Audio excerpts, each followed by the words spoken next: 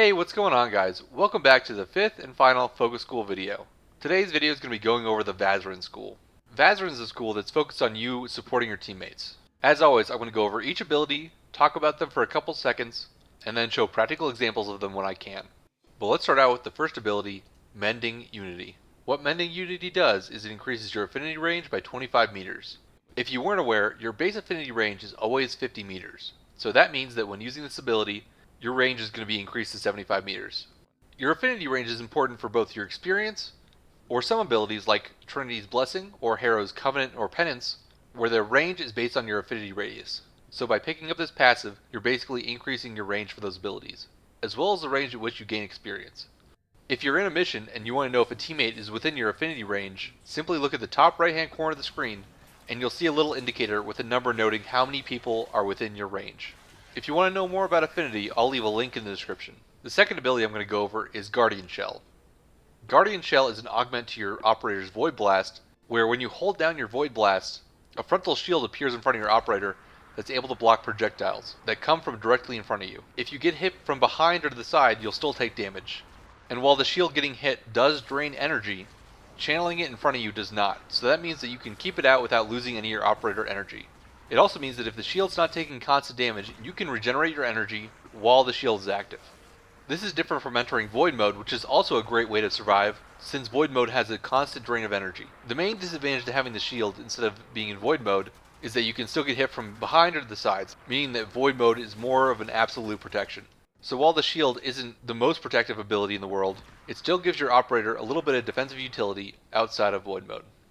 Guardian Blast is another augment to your Void Blast, but this time it's not channeled. What this does is every time you use Void Blast, it'll consume 25 energy for each ally hit within up to 8 meters and grant them up to 160 shields. This can be used to give your Warframe, your Sentinel, your pet, or any allies around shields and overshields. So you can see, as I continue to use it on my Trinity, my overshields continue to go up until I eventually reach the cap.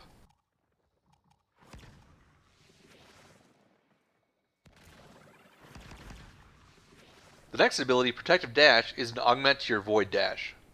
What this does is it grants a short immunity to all allies except for your own Warframe and heals them up to 60% over 5 seconds. It's only the immunity that your Warframe can't be affected by, so you can still give your Warframe a 60% heal by Void Dashing through it while in your operator. This ability works very well with any high life Warframes like Inaros or Nidus. And as you can see, as I dash through the cat as well as my Warframe, it becomes immune to damage for a short period.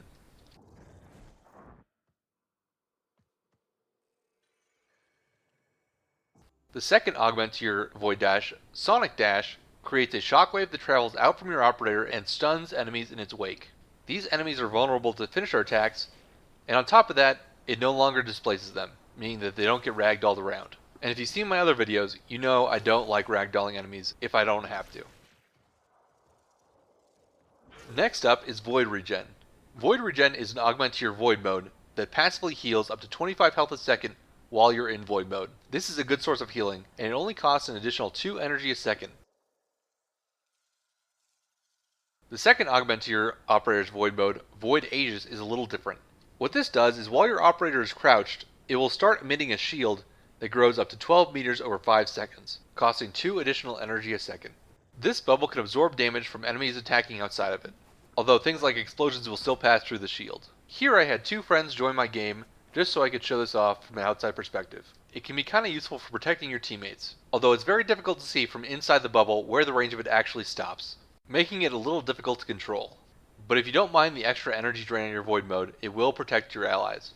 The next ability, Mending Soul, makes your next 4 revives instantaneous. This counts for both you and your teammates. So if you go down, they'll revive you instantly, and if they go down, you can revive them instantly. Unfortunately, this only counts for the next 4 revives, so if more than 4 people die in a mission, you're back to the regular cast time. Honestly, I'd like to see this ability be more like, reviving takes 50% less time, similar to Trinity's passive ability. As it is, it loses its usefulness very quickly. And finally, we come to the 2 wave-bound passives of Vazarin, Enduring Tides and Rejuvenating Tides.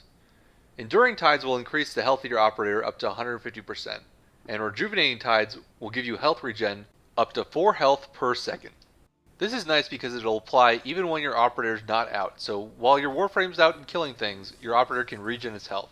As with all waybound passives, if you have the extra focus to pick these up, I'd recommend it.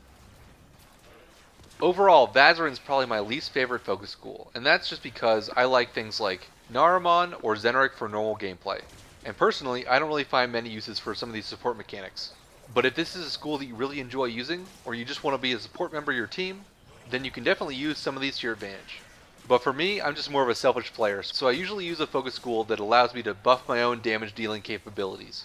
If you're just looking for a bare bones setup, this is what I'd recommend. Honestly, Guardian Shell, Guardian Blast, and Void Aegis aren't really going to be that useful in most scenarios. But honestly for this tree, you could take everything if you wanted to. I just don't personally think it's too necessary. I would even say that Mending Soul isn't a must. It's only going to apply for 4 revives, so it's okay. It's just okay.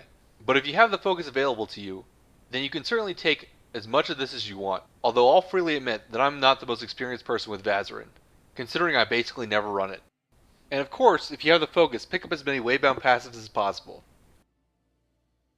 But that's going to do it for me. If you guys liked the video, I'd appreciate it if you leave a like, and if you want to see more videos like this, subscribe for future content.